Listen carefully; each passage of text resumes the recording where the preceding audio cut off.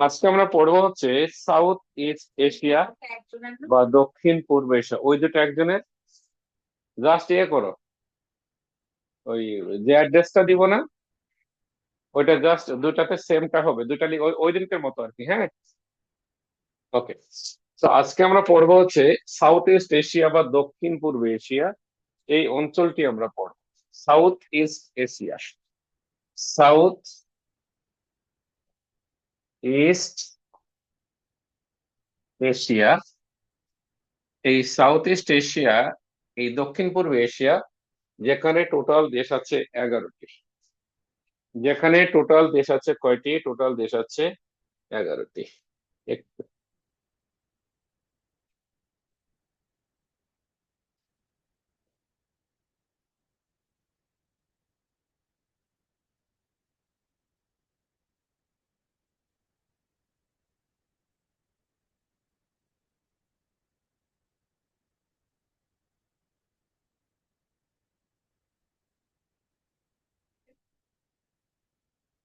হুম,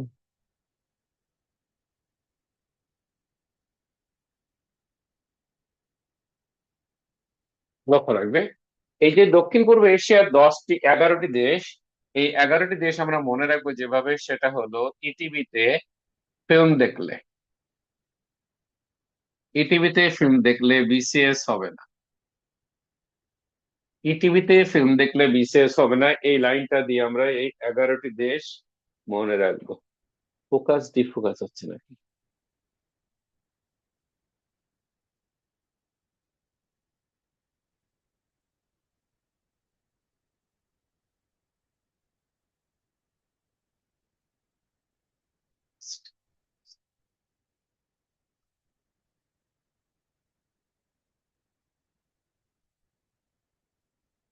খেয়াল করবে। সো ইতে হচ্ছে ইস্ট তিমুর বা পূর্ব তিমুর। ইতে ইস্ট তিমুর বা পূর্ব তিমুর। টিতে হচ্ছে থাইল্যান্ড। ভিতে হচ্ছে ভিয়েতনাম।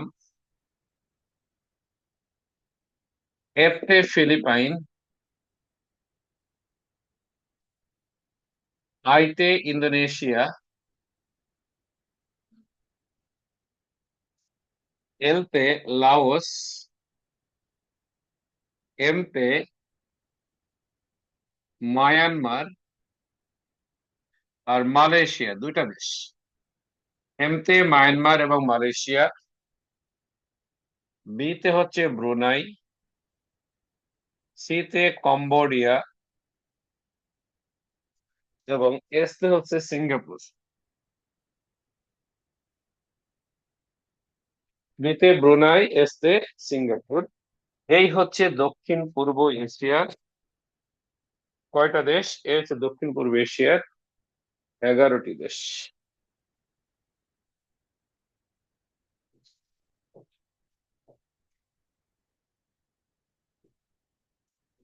খেয়াল করবে, ওকে। তাহলে দেখো, আমরা যদি এই দক্ষিণ পূর্ব এশিয়ার দেশগুলোর দিকে যদি তাকাই, তাহলে আমরা দেখতে পাচ্ছি এই যে পূর্ব তিমুর। আমি অবশ্যই তথ্যগুলো লিখে দিব, একটু আহ শোনো। এই যে দক্ষিণ পূর্ব এশিয়ার যতগুলো দেশ আছে, তার মধ্যে এই যে পূর্ব তিমুর যে দেশটা, এই দেশটা হচ্ছে এশিয়ার সর্বশেষ স্বাধীন দেশ। আর দক্ষিণ পূর্ব এশিয়ার দেশগুলোর মধ্যে একটা মাত্র দেশ আছে যার নাম থাইল্যান্ড, যে দেশটি কখনো কারো উপনিবেশ ছিল না। অপরদিকে দক্ষিণ পূর্ব এশিয়ার যতগুলো দেশ আছে, সেই দেশগুলোর মধ্যে একমাত্র দেশ লাওস, যে রাষ্ট্রটি হচ্ছে স্থলবেষ্টিত দেশ, যে রাষ্ট্রটি স্থলবেষ্টিত দেশ। এবং দক্ষিণ পূর্ব এশিয়ার 11টি দেশের মধ্যে একমাত্র দেশ মিয়ানমার, যার সাথে বাংলাদেশের কি আছে? সীমানা আছে। এবং দক্ষিণ পূর্ব এশিয়ার যতগুলো কারণে ইম্পর্টেন্ট, তার মধ্যে অন্যতম কারণ হচ্ছে থাইল্যান্ড। থাইল্যান্ড থেকে আমরা প্রচুর পণ্য সামগ্রী, বিশেষ করে কসমেটিক্স আইটেম গুলো প্রচুর পরিমাণে আমরা কি করি? আমরা ইম্পোর্ট করে থাকি, বিভিন্ন কাঁচামাল আমরা ইম্পোর্ট করে থাকি। ভিয়েতনাম আমাদের জন্য অনেক বেশি ইম্পর্টেন্ট। তার কারণটা কি? তার কারণটা হচ্ছে বাংলাদেশ যে পোশাক রপ্তানি করে, বাংলাদেশের পোশাক রপ্তানির প্রধানতম প্রতিদ্বন্দ্বী কিন্তু ভিয়েতনাম, যে কারণে ভিয়েতনাম আমাদের জন্য অনেক বেশি। ফিলিপিন্স, এই ফিলিপিন্সে আমরা অনেক কিছু রপ্তানি করি, কিছু কিছু পণ্য সামগ্রী আমরা আমদানি করি। ইন্দোনেশিয়া, যেটা মুসলিম বিশ্বের জনসংখ্যায় প্রথম, যে কারণে এটা অনেক বেশি ইম্পর্টেন্ট। মিয়ানমার, যার সাথে আমার বর্ডার আছে এবং রোহিঙ্গা ইস্যু আছে, যে কারণে এটা ইম্পর্টেন্ট। মালয়েশিয়া, এটি একটি মুসলিম দেশ এবং এখানে বাংলাদেশের প্রচুর পরিমাণে ম্যান পাওয়ার আছে। ব্রুনাই, এটাতেও ম্যান পাওয়ার আছে। সিঙ্গাপুর, এখানেও ম্যান পাওয়ার আছে। এবং আমরা বাণিজ্যের জন্য সিঙ্গাপুরটাকে কিন্তু ইউজ করে থাকি এজ এ তোমার হচ্ছে শিপমেন্টের জন্য আমরা কিন্তু এটা ইউজ করে থাকি। তো এই নানাবিধ কারণে দক্ষিণ পূর্ব এশিয়ার দেশগুলো থেকে কি এসে থাকে, প্রশ্ন এসে থাকে। তো আমাদের এখন কাজ কি? আমাদের এখন কাজ হচ্ছে এই দেশগুলো ধরে ধরে করতে হবে। হ্যাঁ, বলো।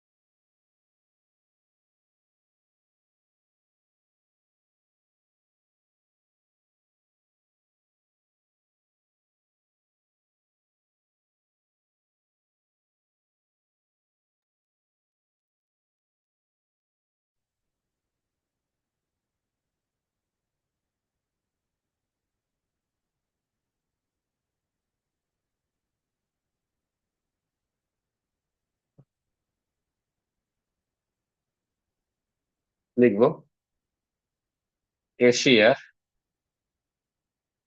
সর্বশেষ স্বাধীন দেশ পূর্ব তিমুর।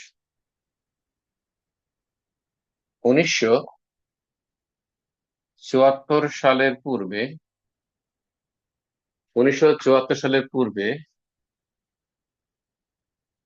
পূর্ব তিমুর ছিল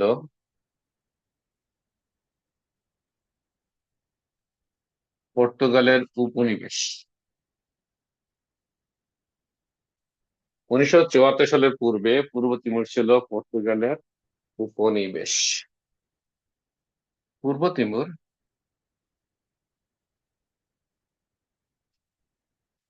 ইন্দোনেশিয়ার কাছ থেকে স্বাধীনতা লাভ করে 20 মে 2002 সালে। দেশটির স্বাধীনতার জন্য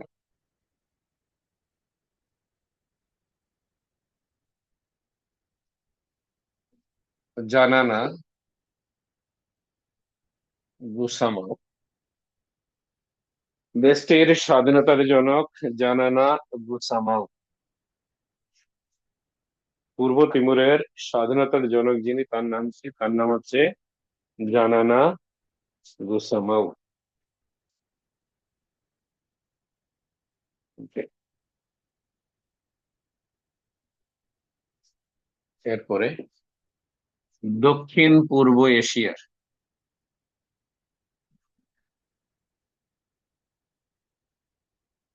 একমাত্র দেশ থাইল্যান্ড। যে দেশ কখনো কারো উপনিবেশ ছিল না। পূর্ব নাম শ্যাম দেশ।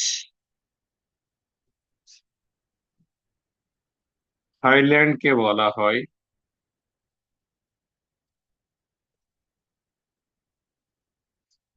থাইল্যান্ডকে বলা হয়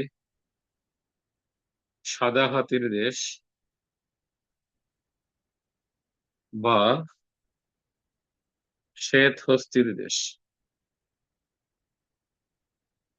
থাইল্যান্ডকে বলা হয় সাদা হাতির দেশ বা শ্বেত হস্তির দেশ।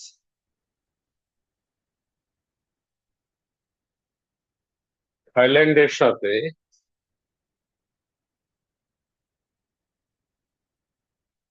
বাংলাদেশের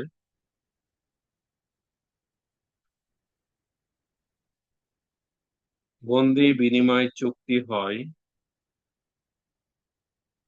1998 সাল। থাইল্যান্ডের সাথে বাংলাদেশের বন্দি বিনিময় চুক্তি হয় উনিশশো কত সালে? 1998 সালে। লেখা হলে বলবে, আমি এখানে এই চুক্তিটা নিয়ে একটু আলোচনা করব। লেখা হয়ে গেলে বলবে যে লেখা শেষ। শেষ স্যার। ওকে।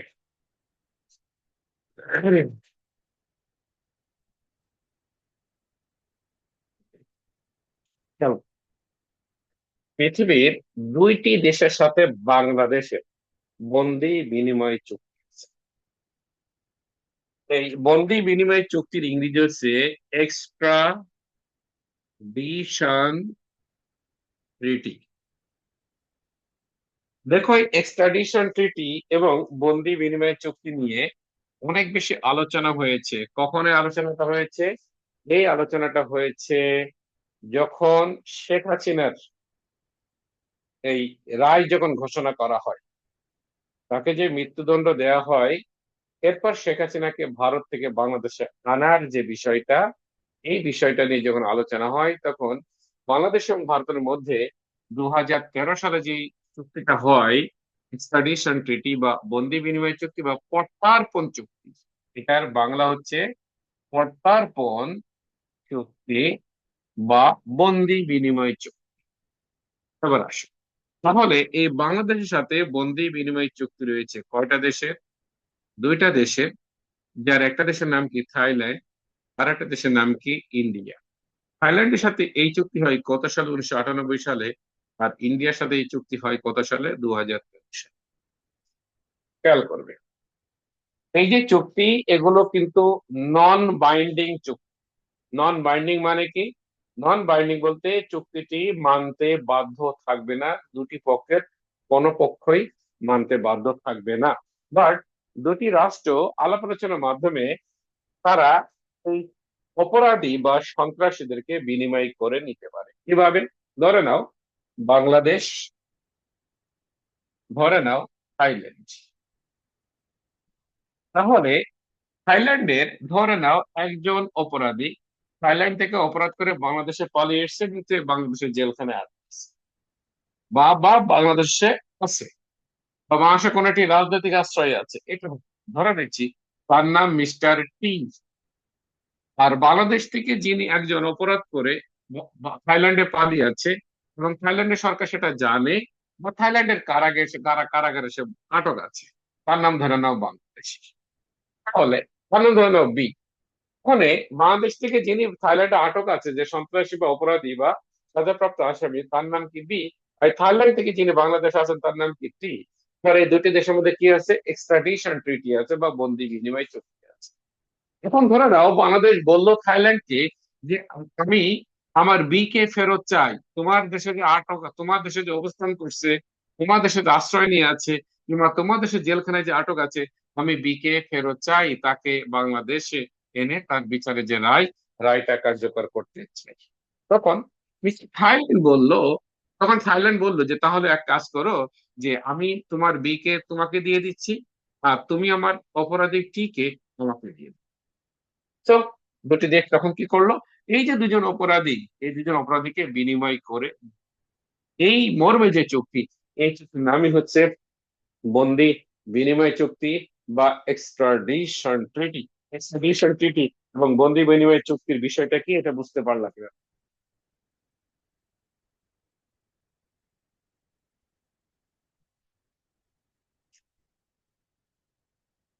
তোমরা কি বুঝতে পারছো?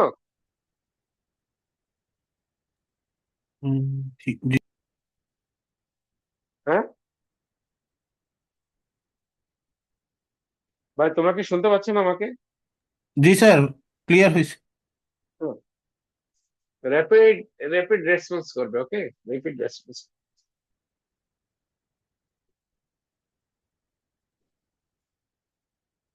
এরপরে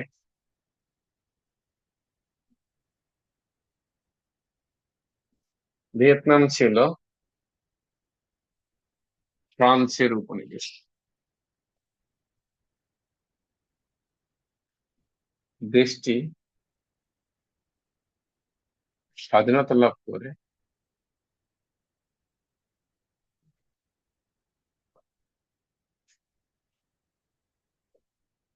1954 সালে। দেশটির জাতির জনক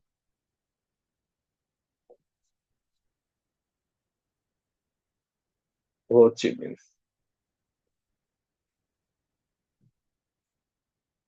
হো চি মিন তার উপাধি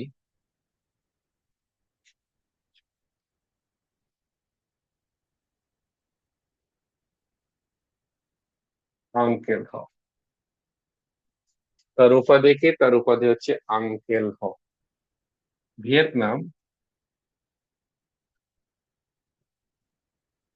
বিভক্ত হয় 1954 সালে, এবং দুই ভিয়েতনাম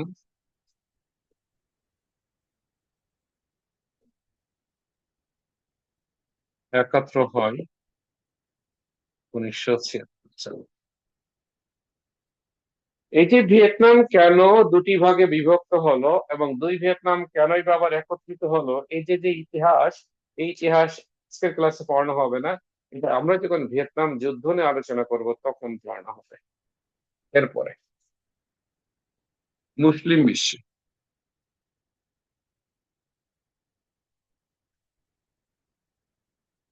জনসংখ্যায় প্রথম ইন্দোনেশিয়া। ইন্দোনেশিয়া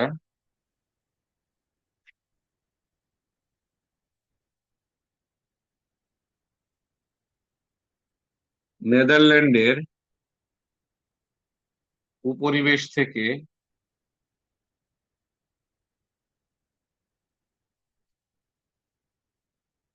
স্বাধীনতা লাভ করে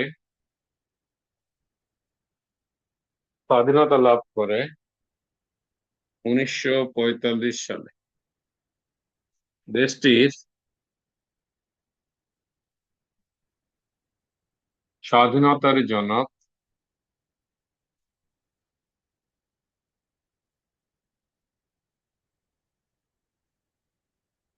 doctor Ahmed Sukarno. Doctor Ahmed Sukarno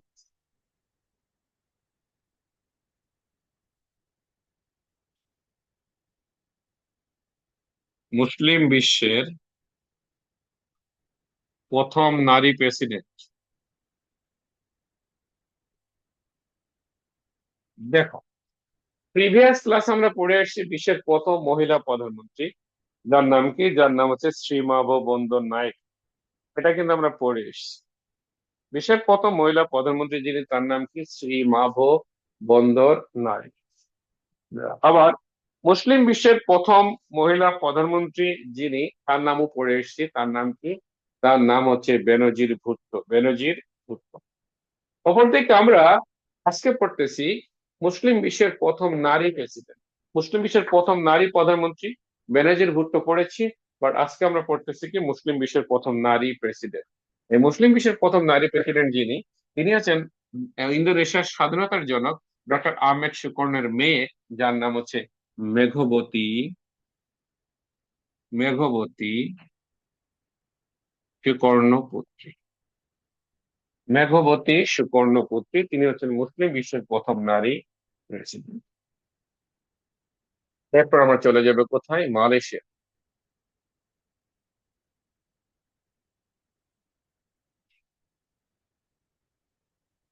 Malaysia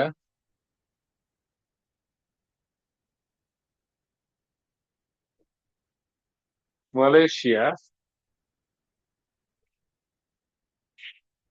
British উপনিবেশ থেকে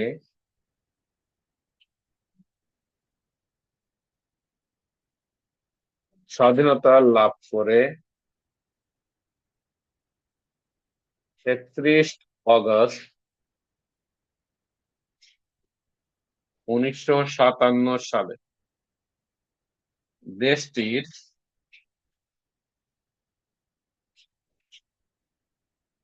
স্বাধীনতার জনক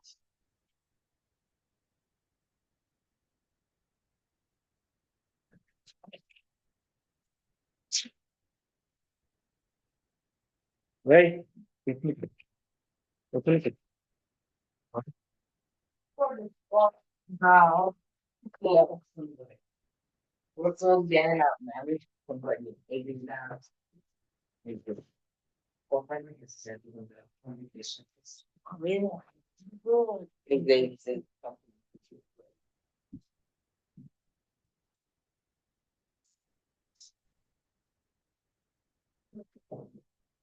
তোমরা কি বলতে পারবে যে মালয়েশিয়ার স্বাধীনতার জনক কে? Mahathir Mohamad. না, মাহাথির মোহাম্মদ হচ্ছে আধুনিক মালয়েশিয়ার রূপকার। মাহাথির মোহাম্মদ হচ্ছে আধুনিক মালয়েশিয়ার রূপকার, কিন্তু স্বাধীনতার জনক কিন্তু আরেকজন, যিনি ওআইসির প্রথম মহাসচিব ছিলেন। তার নাম কিন্তু আমরা পড়ে এসেছি। তার নাম হচ্ছে টেংকু আব্দুর রহমান। টেংকু আব্দুর রহমান। তাহলে দেশটির সাধারণ জনক হচ্ছে টেংকু আব্দুর রহমান, যিনি ছিলেন যিনি ছিলেন ওআইসি প্রথম মহাসচিব। যিনি ছিলেন ওআইসির প্রথম মহাসচিব। ওকে। আধুনিক মালয়েশিয়ার রূপকার, আধুনিক মালয়েশিয়ার রূপকার ডক্টর মাহাথির মুহাম্মদ। আধুনিক মালয়েশিয়ার রূপকার ডক্টর মাহাথির মুহাম্মদ। তিনি মোট 24 বছর, 22+2, মালয়েশিয়ার প্রধানমন্ত্রী ছিলেন।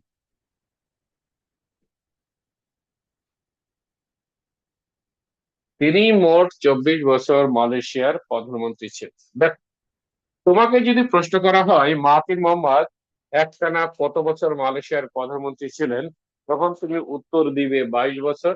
আর যদি প্রশ্ন করা হয় মাহাথির মোহাম্মদ মোট কত বছর মালয়েশিয়ার প্রধানমন্ত্রী ছিলেন, 24 বছর।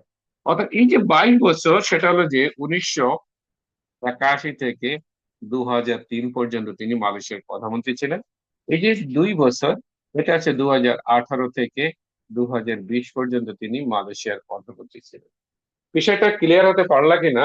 যদি প্রশ্ন করা হয় মাহাথির মোহাম্মদ একটানা কত বছর মালয়েশিয়ার প্রধানমন্ত্রী ছিলেন, তখন তুমি উত্তর দিবে 22 বছর। আর যদি প্রশ্ন করা হয় মাহাথির মোহাম্মদ মোট কত বছর মালয়েশিয়ার প্রধানমন্ত্রী ছিলেন, তখন তুমি উত্তর দিবে 24 বছর। ক্লিয়ার কিনা? জি স্যার। ওকে। এরপরে সিঙ্গাপুর। সিঙ্গাপুর ব্রিটিশ ব্রিটিশদের উপনিবেশ ছিল, কিন্তু মালয়েশিয়ার মালয়েশিয়ার নিকট থেকে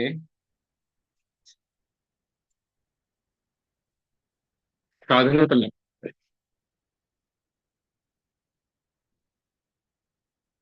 1965 সালে। বেসিক্যালি যখন ব্রিটিশরা মালয়েশিয়াকে স্বাধীনতা প্রদান করে 1957-এ, তখন আজকের এই সিঙ্গাপুরের ভূখণ্ড ছিল মালয়েশিয়ার মতো। পরবর্তীতে এই মালয়েশিয়াকে অত্যন্ত অবজ্ঞা করে মালয়েশিয়া, সরি, বর্তমানে যে সিঙ্গাপুর, এই সিঙ্গাপুরের যে ভূখণ্ডটুকু ছিল, এটুকু ছিল অত্যন্ত অবহেলিত জায়গা ছিল, অনুন্নত জায়গা ছিল। মালয়েশিয়া বলা চলে যে ঘাট ধাক্কা দিয়ে তাদের কাছ থেকে স্বাধীনতা করে দেয়। আজকে কিন্তু সিঙ্গাপুর উন্নত দেশ। অর্থাৎ মালয়েশিয়ার অর্থনীতি থেকে সিঙ্গাপুরের অর্থনীতি অনেক অনেক গুণ শক্তিশালী। এশিয়া মহাদেশে কিন্তু দুইটা উন্নত দেশ আছে, মাত্র এশিয়া মহাদেশে দুইটা উন্নত দেশ। যার একটা নাম হচ্ছে জাপান, আর একটা নাম কিন্তু চীন। তো যদি প্রশ্ন করা হয় যে সিঙ্গাপুর কোন দেশের উপনিবেশ ছিল, তোমরা উত্তর দিবে ব্রিটিশদের উপনিবেশ ছিল। আর যদি প্রশ্ন করা হয় সিঙ্গাপুর কার কাছ থেকে স্বাধীনতা লাভ করে, উত্তর হবে মালয়েশিয়ার কাছ থেকে স্বাধীনতা লাভ করে। কত সালে স্বাধীনতা লাভ করবে, পরে তুমি উত্তর দিবে তখন 1965 অর্থাৎ 1965 সালে মালয়েশিয়া সিঙ্গাপুরের কাছ থেকে স্বাধীনতা লাভ করে।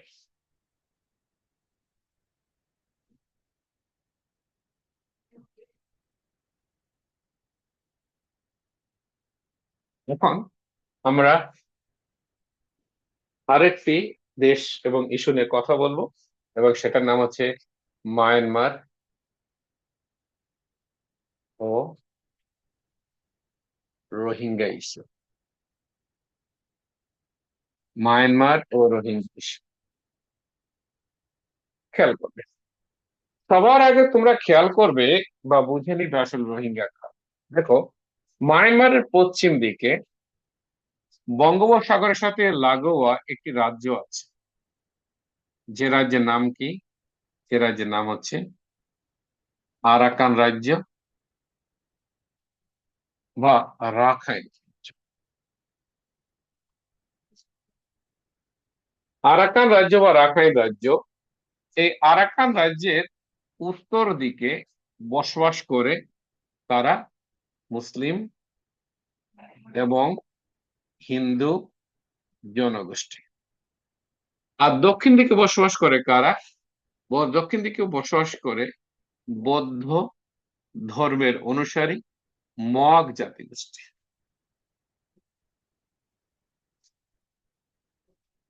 তাহলে আমরা কি বললাম?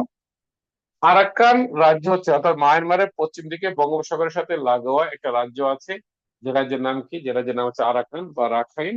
এবং এই রাজ্যের রাজধানীর নাম কি? এই রাজ্যের রাজধানীর নাম হচ্ছে এই রাজ্যের রাজধানীর নাম হচ্ছে সিরতে। চলো, এই যে আরাকান রাজসভা বলতে আমরা একটা রাজসভার নাম জানি বাংলা সাহিত্যে। এই আরাকান রাজসভার কবি সাহিত্যিক যারা ছিলেন, আলাওল ছিলেন, ফরাসি মগান ঠাকুর ছিলেন, দৌলতজির বাহারাম খাঁ ছিলেন। তারা যখন লেখালেখি করেছে, তাদের লেখনীতে যখন আরাকান রাজ্য এসেছে, আরাকান রাজ্যের উত্তর অংশকে তারা কেউ কেউ বলেছে রসাং। এই অংশকে তারা বলেছে কি? এই অংশকে তারা বলেছে, কেউ কেউ বলেছে রসাং। রসাং। আবার কেউ কেউ বলেছে রসাং। তাহলে আরাকান রাজ্যের উত্তর অংশ, যেখানে হিন্দু এবং মুসলিম এবং হিন্দুরা বসবাস করে, এটার নাম আরাকান রাজসভার কবি সাহিত্যিকরা দিয়েছিলেন রসাং বা রসাঙ্গ। তো এই রসাং বা রসাঙ্গ অঞ্চলে যে হিন্দু এবং মুসলিমরা বসবাস করে, তারাই কালক্রমে কি নামে পরিচিতি লাভ করলো? তারাই কালক্রমে রোহিঙ্গা নামে পরিচিতি লাভ করলো। এটা হচ্ছে রোহিঙ্গা কারা, সেটা একটা সংক্ষিপ্ত বর্ণনা, মাথায় রাখবে। মায়ানমার ছিল ব্রিটিশদের উপনিবেশ। মায়ানমার ছিল ব্রিটিশদের উপনিবেশ, এবং এই ব্রিটিশরা মায়ানমারকে শাসন যখন করত, তখন 1828 সালে, খেয়াল করবে, তখন 1828 সালে ব্রিটিশরা মায়ানমারে বসবাসরত 138টি জাতিগোষ্ঠীর তালিকা করেছিল। এবং এই 138টি জাতিগোষ্ঠীর মধ্যে তাদের নাম ছিল না, রোহিঙ্গাদের নাম ছিল না। অর্থাৎ অনেক আগে থেকেই যখন মিয়ানমার বিদেশি শক্তির অধীনে ছিল, ব্রিটিশদের উপনিবেশ ছিল, তখন থেকে রোহিঙ্গাদের তালিকা ছিল না। যে তালিকা করেছিল, তালিকায় তাদের নাম ছিল না, যে তালিকা করেছিল কারা? ব্রিটিশরা করেছিল। এভাবেই তালিকা বিহীন ভাবে মিয়ানমারে বসবাস করে এসেছিল কারা? রোহিঙ্গারা এসেছিল। এরপর 1946, এই 1946 সালে আমরা যেটা দেখতে পেলাম সেটা হলো যে উনিশশো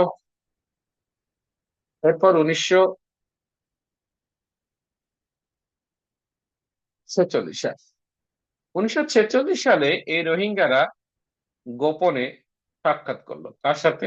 মোহাম্মদ আলী জিন্নাহর সাথে। কারণ ভারতবর্ষ যে স্বাধীনতা লাভ করবে খুব দ্রুতই, এটা এটা রোহিঙ্গারা বুঝতে পারলো। এটা বুঝতে পেরেই তারা মোহাম্মদ আলী জিন্নাহর সাথে সাক্ষাৎ করে বলল, তোমরা মুসলিম রাষ্ট্র, হতে যাচ্ছে, এবং আমরা মুসলিম অধ্যুষিত একটি রাজ্য হচ্ছে আরাকান রাজ্যের অধিবাসী। তোমরা ব্রিটিশদেরকে বলে আরাকান রাজ্যকে সাথে নিয়ে পাকিস্তানকে স্বাধীনতা পাকিস্তানকে স্বাধীন করো। অর্থাৎ পাকিস্তানের সাথে আমরা মিশে যেতে চাই। এই কথা বললো কারা? এই কথা বললো রোহিঙ্গারা। মোহাম্মদ আলী জিন্নাহর কাছে প্রস্তাব রাখলো, বাট মোহাম্মদ আলী জিন্নাহ তাদের সেই প্রস্তাবটা মানলো না। এই বিষয়টা মিয়ানমারে জানাজানি হয়ে গেল যে রোহিঙ্গারা আরাকান রাজ্য নিয়ে পাকিস্তানের সাথে মিশে যেতে চায়, যে কারণে তারা মিয়ানমার একটা বেঈমান জাতি হিসেবে প্রতিষ্ঠিত হয়। তারপর 1948 সালে মিয়ানমার কি করলো? ব্রিটিশদের উপনিবেশ থেকে স্বাধীনতা লাভ করলো। বাট এই স্বাধীনতার বিপক্ষে অবস্থান করলো কারা? রোহিঙ্গারা। রোহিঙ্গারা বললো, আমরা ব্রিটিশদের অধীনে থাকতে চাই, আমরা স্বাধীনতা চাই না। রোহিঙ্গারা মনে করেছিল মিয়ানমার যদি স্বাধীনতা লাভ করে তাহলে মিয়ানমারের স্থানীয় জনগোষ্ঠী আরো অনেক বেশি স্বাধীনতা ভোগ করবে এবং তারা আমাদের উপরে অত্যাচার চালাবে। So, মূলত এই দুটি কারণে পাকিস্তানের সাথে মিশে যাওয়া মিয়ানমারের স্বাধীনতার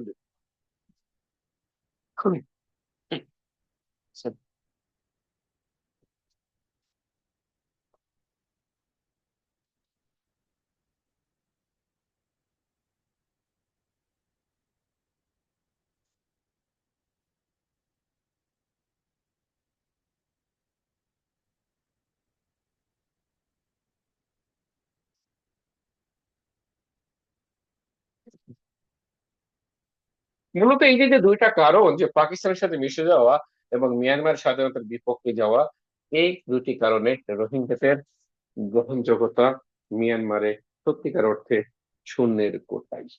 এই মিয়ানমারে 1962 সালে কি হলো? প্রথমবারের মতো সামরিক শাসন জারি হয়।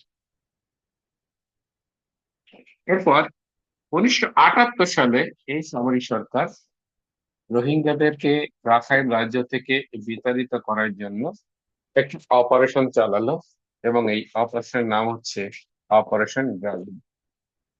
এই অপারেশন ড্রাগন কি পরিচালনা করার ফলে রাখাইন রাজ্য থেকে প্রথমবারের মতো নাব নদী পাড়ি দিয়ে এই রোহিঙ্গারা বাংলাদেশে চলে আসতে শুরু করে, এবং এভাবেই কক্সবাজার এবং পার্বত্য 3টি জেলায় রোহিঙ্গারা ক্রমান্বয়ে ছড়িয়ে পড়তে। মানে স্বাধীন বাংলাদেশে রোহিঙ্গাদের আসা শুরু হয় কত? 1978 সালে। এরপর 1982 সালে মিয়ানমার কি করলো? তার নাগরিকত্ব আইন সংশোধন করে মিয়ানমারে বসবাসরত 135টি ক্ষুদ্র জাতিসত্তাকে নাগরিকত্ব দিল, কিন্তু তাদেরকে নাগরিকত্ব দিল না, রোহিঙ্গাদেরকে নাগরিকত্ব দিল না। অর্থাৎ রোহিঙ্গাদেরকে মিয়ানমারের নাগরিক হিসেবে অস্বীকার করলো মিয়ানমার সরকার। কত সালে? মিয়ানমার সরকার 1982 সালে। এরপর 1988 সালে কি হলো? অং সান সুচি, মিয়ানমারের স্বাধীনতার জনক যিনি, তার নাম হচ্ছে জেনারেল অং সান। এই অং সানের মেয়ে যিনি, তার নাম হচ্ছে অং সান সুচি। এই অং সান সুচি মিয়ানমার থেকে সামরিক শাসনের অবসান ঘটাতে চাই, মিয়ানমারে গণতন্ত্র প্রতিষ্ঠা করতে চাই এবং মানবাধিকার প্রতিষ্ঠা করতে চাই। এ কারণে অং সান সুচি কি করলো? একটি রাজনৈতিক দল প্রতিষ্ঠা করলো 1988 সালে। যে রাজনৈতিক দলের নাম কি? এনএলডি বা ন্যাশনাল লিগ ফর ডেমোক্রেসি। এবং এনএলডি অনেক বেশি জনপ্রিয়তা পেতে থাকলো, যে কারণে 1989 সালে এই সূচিকে মিয়ানমারের সামরিক সরকার কি করে ফেললো? গৃহবন্দী করে ফেললো। যেহেতু তিনি গণতন্ত্র মানবাধিকার প্রতিষ্ঠা করার জন্য আন্দোলন সংগ্রাম শুরু করলো, সেখানে তাকে গৃহবন্দী হতে হলো। এ কারণে 1991 সালে সূচিকে কি করা হলো? শান্তিতে নোবেল দেওয়া হলো। শান্তিতে নোবেল দেওয়া হলো। বাট সূচিত গৃহবন্দী ছিলেন, যে কারণে তিনি নোবেল গ্রহণ করতে পারলেন না। 2010 সালে সূচি কি পেল? মুক্তি পেল। এবং 2012 সালে সূচি কি করলো? শান্তিতে নোবেল গ্রহণ করলো। শান্তিতে নোবেল গ্রহণ। এরপরে আমরা যেটা দেখতে পেলাম সেটা হলো যে 2012, 2015, 16, 17, অর্থাৎ এই যে 82 সালে যখনই রোহিঙ্গাদের নাগরিকত্ব অস্বীকার করা হলো, এরপর থেকে স্থানীয় মগ জাতিগোষ্ঠীর সাথে রোহিঙ্গাদের প্রায়ই কি হয়? সংঘর্ষ বাধতে শুরু। এরপর কি হলো? এরপর যেটা ঘটলো সেটা হলো যে 2016 সালে কি হলো? যেটা ঘটলো সেটা হলো যে এই রাখাইন রাজ্যে রোহিঙ্গাদের উপরে বৌদ্ধ জনগোষ্ঠীর জনগণ আক্রমণ করা শুরু করলো। আক্রমণ করা যখন শুরু করলো, তখন এই রোহিঙ্গারা রাখাইন রাজ্যের স্বাধীনতার দাবিতে তারা একটি সশস্ত্র দল গঠন করলেন, এবং সেই দলের নাম হচ্ছে আরসা। কি নাম? আরসা, বা Arakan Rohingya salvation army. Arakan Rohingya salvation army. এই আরাকান রোহিঙ্গা স্যালভেশন আর্মি নামে তারা একটি সশস্ত্র দল গঠন করলো, এবং তারাও রোহিঙ্গাদের উপরে আক্রমণ শুরু করলো। রোহিঙ্গারাও কি করলো? রোহিঙ্গারা বৌদ্ধদের উপর আক্রমণ করা শুরু করলো। এভাবে 2016 সালে কি হলো? আরাকান রাজ্যের অবস্থা বেশ খারাপ হয়ে গেল। এরপর আমরা দেখতে পেলাম 24 অগাস্ট 2016 সালে আরাকান রাজ্যের সংকট নিরসনের জন্য একটি কমিশন গঠন করা হলো জাতিসংঘের সাবেক মহাসচিবের নেতৃত্বে, যার নাম কি আনান কমিশন। এই আনান কমিশন 24 অগাস্ট 2017 সালে কি করলো? 88টি সুপারিশ দিয়ে একটি সুপারিশমালা পেশ করলো, যার মাধ্যমে রাখাইন রাজ্যের সমস্যার সমাধান করা যায়। এই 88টি সুপারিশের 1 নং সুপারিশমালা ছিল রোহিঙ্গাদের নাগরিকত্ব দিতে হবে।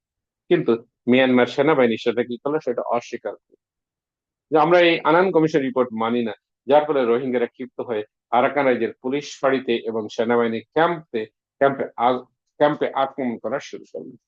এই আক্রমণের পরিপ্রেক্ষিতে 25 অগাস্ট 2017 সালে মিয়ানমার সেনাবাহিনী রোহিঙ্গাদের উপরে গণহত্যা পরিচালনা করলো।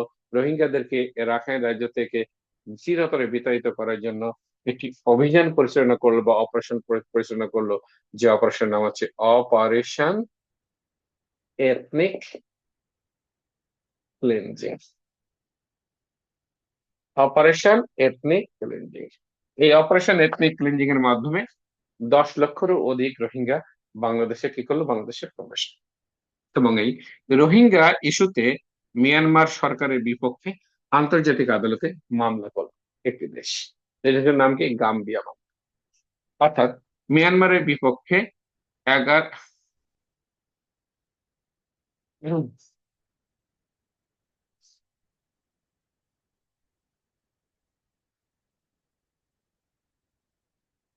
মামলাটা কখন হয় বলতে পারবে তোমরা?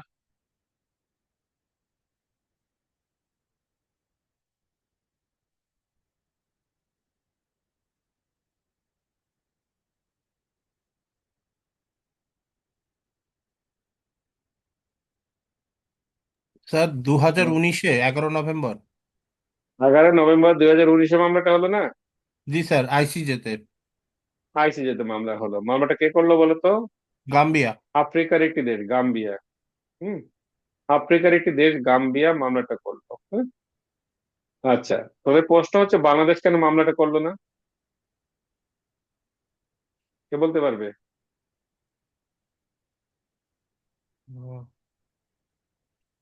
কেউ পারবে বলতে? স্যার এই যদি স্যার মায়ানমারের বিরুদ্ধে করে, তাহলে স্যার ওই চট্টগ্রাম আর কক্সবাজারে এই মায়ানমারের যে ভেরি নাইস। বিদ্রোহী গোষ্ঠী তাদের আক্রমণের। 11 নভেম্বর 2019 সালে মামলা হলো। কোথায় হলো? আইসিজেতে মামলা হলো। মামলাটা কে করলো? গাম্বিয়া করলো। কেন বাংলাদেশ করলো না সেটা আমি পরে বলছি। আচ্ছা, এবং এই মামলার অন্তর্বর্তীকালীন আদেশ দিল 23 জানুয়ারি 2020 সালে। এই 23 জানুয়ারি 2020 সালে আইসিজে কি করলো? একটা ইন্টেরিম অর্ডার দিল, অন্তর্বর্তীকালীন আদেশ দিল, এবং এই অন্তর্বর্তীকালীন আদেশে মায়ানমারের উপরে 4টি নির্দেশনা দিল। এরপর ডিসেম্বর 2020 সালে মিয়ানমারে নির্বাচন হলো। সেই নির্বাচনে জয়লাভ করলো সুচির রাজনৈতিক দল এনএলডি। কিন্তু নির্বাচনের ফলাফল মিয়ানমার সেনাবাহিনী প্রত্যাখ্যান করলো। প্রত্যাখ্যান করে বলল যে এই নির্বাচনে কারচুপি হয়েছে, কারচুপির সাথে জড়িত সুচি এবং তার দল। এবং এই অভিযোগ টেনেই 1 ফেব্রুয়ারি 2021 সালে সুচিকে আবার কি করা হলো? সুচিকে আবার গৃহবন্দী করা হলো। এটাই হচ্ছে মিয়ানমার এবং রোহিঙ্গা ইস্যু। আমি এখন তোমাদেরকে একটা জায়গায় বলে দিই যে মিয়ানমার সরকার, আচ্ছা ওটা পরে বলি, আগে তথ্য লিখি যে বাংলাদেশ কেন মিয়ানমারের বিপক্ষে মামলা করতে পারলো না, গাম্বিয়া মামলা করলো কেন, এই বিষয়ে আমি পরে বলতেছি, মানে আজকের ক্লাসে বলবো অফকোর্স। মানে আগে আমরা তথ্যগুলো লিখে নিই। ওকে। দেখবো মায়ানমার ব্রিটিশ উপনিবেশ থেকে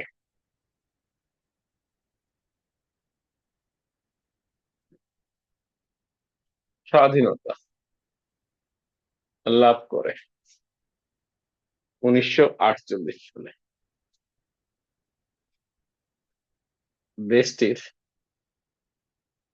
স্বাধীনতার জন্য জেনারেল অং সান।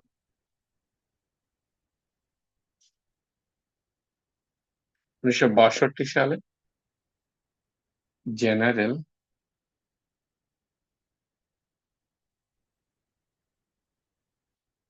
নে উনের নেতৃত্বে 1962 সালে জেনারেল নে উনের নেতৃত্বে মিয়ানমারে সামরিক শাসন শুরু হয়।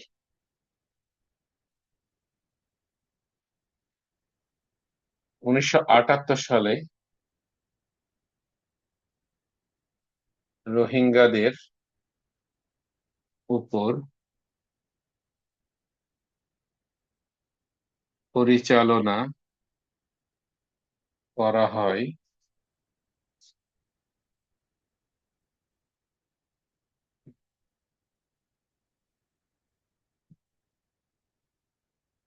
অপারেশন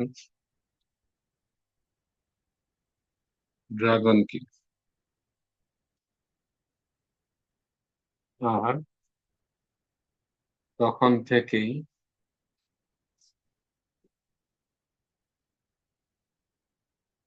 বাংলাদেশে প্রবেশ শুরু করে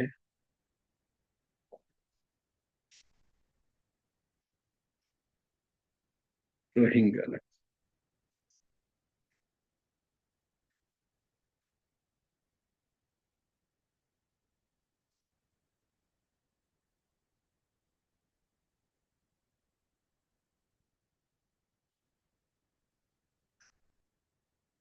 মিয়ানমার সরকার রোহিঙ্গাদের নাগরিকত্ব অস্বীকার করে 1982 সাল সূচি রাজনৈতিক দল এনএলডি বা ন্যাশনাল লীগ ফর ডেমোক্রেসি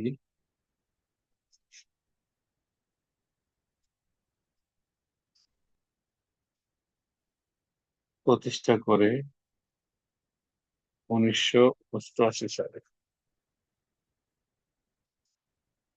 তিনি প্রথম গৃহবন্দী হন 1989 সালে। তিনি প্রথম গৃহবন্দী হন 1989 সালে। শান্তিতে নোবেল পান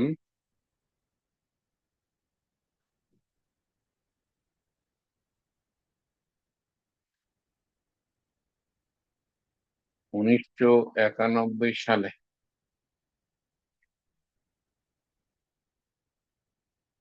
25 অগস্ট 2017 সালে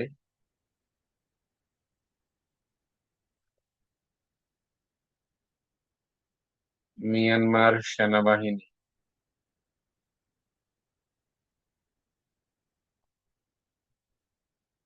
রোহিঙ্গাদের উপর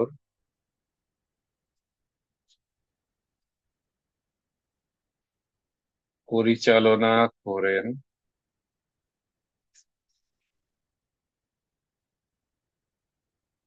অপারেশন এথনিক ক্লিনজিং।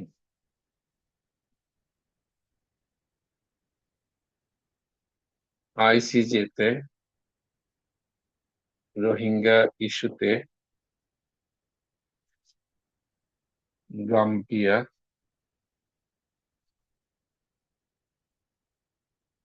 মায়ানমারের বিপক্ষে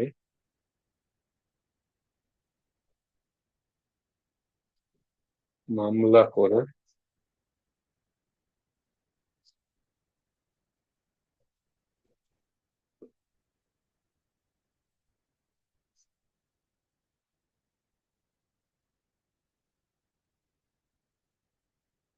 আন্তর্জাতিক আদালত এই মামলার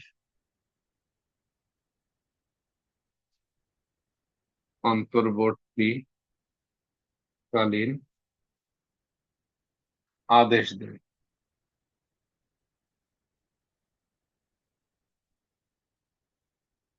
23 জানুয়ারি 2020 সালে, যেখানে মিয়ানমারের উপর 4টি আদেশ দেওয়া হয়েছে।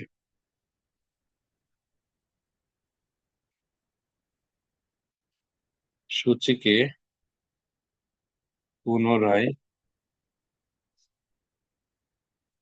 গৃহবন্দী করা হয় 1 ফেব্রুয়ারি 2021 সালে। এটা লেখা হয়ে গেলে বলবে যে লেখা শেষ।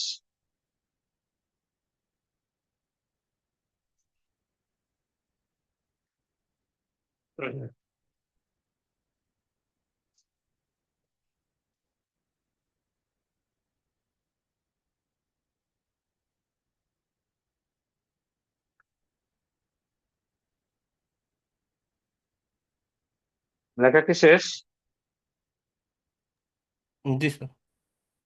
ওকে, এখন আসা, কেন বাংলাদেশ মামলা করলো না, কেন গাম্বিয়া মামলা করলো, এটা আমরা এখন ব্যাখ্যার মাধ্যমে জেনে নিব, এবং জেনে নিলে নিয়ে সাথে তর্ক শেষ। খেয়াল করবে, 1948 সালে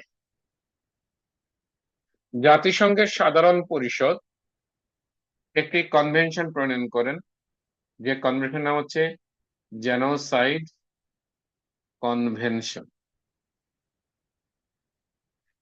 এবং এই কনভেনশনটা কার্যকর হয় 1951 সালে। কনভেনশনটা কেন করা হলো? যারা গণহত্যা এবং মানবতা বিরোধী অপরাধে লিপ্ত হবে তাদের বিচার করা হবে যে প্রক্রিয়ায়। দেখো, এবং এই কনভেনশনে টোটাল আর্টিকেল হচ্ছে কয়টা? টোটাল আর্টিকেল হচ্ছে 19টি। এই 19টি আর্টিকেলের মধ্যে 9 নং আর্টিকেলে বলা হয়েছে, কি বলা হয়েছে দেখো, 9 নং আর্টিকেলে বলা হয়েছে এই কনভেনশনে যে দেশগুলো স্বাক্ষর করবে সেই দেশগুলোর মধ্যে কোনো দেশ যদি গণহত্যা এবং মানবতা বিরোধী অপরাধে লিপ্ত হয়, তাহলে সেই দেশের বিপক্ষে এই কনভেনশনের স্বাক্ষরকারী যে কোনো দেশই মামলা করতে পারে। তোমরা কি আমার কথা বুঝতে পারলা?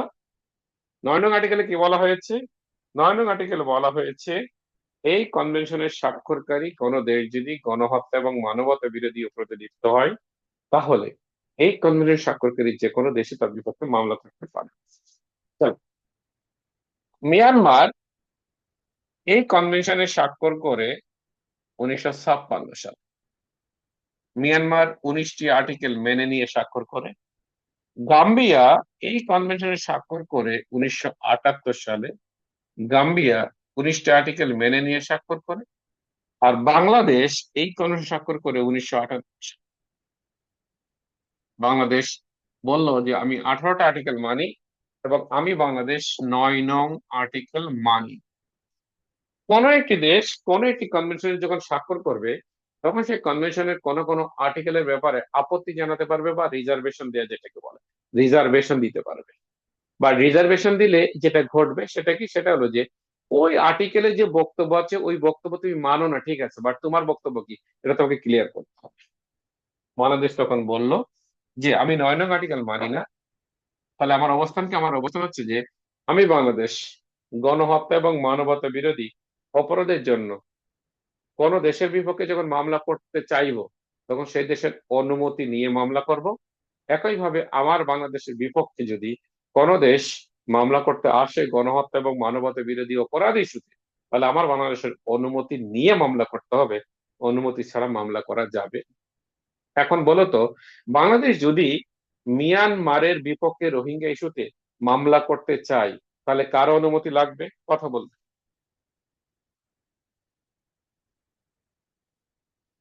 কার অনুমতি লাগবে? Sir India. আর ইন্ডিয়া আসবে কেন এখানে? বাংলাদেশ মিয়ানমারের বিপক্ষে মামলা করবে, তাহলে কার অনুমতি লাগবে? যার বিপক্ষে মামলা করবে তার অনুমতি লাগবে, অর্থাৎ মায়ানমারের অনুমতি লাগবে। তাহলে মায়ানমার কি অনুমতি দিবে? কথা বলো। না। কোন না দেশ স্যার। কি দেয়? না স্যার। কোন দেশ কিন্তু দেয় না। কোন দেশ কিন্তু দেয় না, অনুমতি দেয় না কোন দেশ। তাহলে প্রশ্ন হচ্ছে যে, যেহেতু বাংলাদেশ বলেছিল আমি যার বিপক্ষে মামলা করব তার অনুমতি নিয়ে মামলা করব, তাহলে মিয়ানমারের বিপক্ষে রোহিঙ্গা ইস্যুতে মামলা করতে গেলে মিয়ানমার অনুমতি লাগবে। কিন্তু মিয়ানমার কোনোভাবে সে অনুমতি তো দিবে না, যে কারণে বাংলাদেশ মিয়ানমারের বিপক্ষে মামলা করে নাই, গাম্বিয়া মামলা করেছে। এখন প্রশ্ন হচ্ছে যে, বাংলাদেশ তো অবশ্যই জানে যে মিয়ানমারের বিপক্ষে মামলা করতে হলে তো মিয়ানমার অনুমতি দিবে না। তাহলে বাংলাদেশ এরকম একটা সহজ সস্তা কথা কেন বলেছিল? তার নেপথ্যে ছিল 3টি জেলা: রাঙামাটি, খাগড়াছড়ি, বান্দরবান। এই যে রাঙামাটি, খাগড়াছড়ি, বান্দরবান, এদের আলটিমেট চাওয়াটা কি? এদের আলটিমেট চাওয়া হচ্ছে বাংলাদেশ থেকে স্বাধীনতা লাভ, বিচ্ছিন্ন হয়ে যাওয়া। 1997 সালে আমরা জানি যে পার্বত্য চট্টগ্রাম শান্তি চুক্তি হয়েছিল, এবং তার আগে কিন্তু পার্বত্য চট্টগ্রাম অনেক অস্থিতিশীল ছিল, অনেক মানুষ কিন্তু মারা গিয়েছিল। তো বাংলাদেশ 1998 সালে যখন স্বাক্ষর করবে, বাংলাদেশ তখন চিন্তা করলো আমি যদি 9 নং আর্টিকেল মেনে নিয়ে স্বাক্ষর করি, আর ভবিষ্যতে যদি পার্বত্য চট্টগ্রাম আরো অনেক বেশি অস্থিতিশীল হয়, তারা যদি বাংলাদেশ থেকে স্বাধীনতা লাভের জন্য বাংলাদেশের বিপক্ষে অস্ত্র তুলে নেয়, তাহলে তাদেরকে দমন করার প্রয়োজন। তাহলে তাদেরকে দমন করতে গিয়ে তাদের উপরে ঘটে যেতে পারে কি? মানবতা বিরোধী অপরাধ হয়ে যেতে পারে, যে তাদের উপর গণহত্যা চালাতে হচ্ছে। তাহলে আমি বাংলাদেশ যদি এই 9 নং আর্টিকেল মেনে নিই, আর ভবিষ্যতে যদি মিয়ানমার এই 3টি জেলার স্বাধীনতা আন্দোলনকে দমন করার জন্য তাদের উপর যদি আমি বাংলাদেশ গণহত্যা চালিয়ে ফেলাই, তাহলে এই 9 নং আর্টিকেলের উপর ভিত্তি করে আমার বাংলাদেশের বিপক্ষে মামলা হয়ে যাবে। যে কারণে বাংলাদেশে কথা বলেছিল আমি কারো বিপক্ষে মামলা করতে গেলে তার অনুমতি নিয়ে মামলা করব, একইভাবে আমার বিপক্ষে মামলা করতে আসলে আমার বাংলাদেশের অনুমতি নিয়ে মামলা করতে হবে। তোমার কি বিষয়টা ক্লিয়ার হতে পারলো? জি স্যার। জি। তাহলে সকলে ভালো থাকো। আল্লাহ হাফেজ। আগামীকাল আবার দেখা হবে ক্লাসে।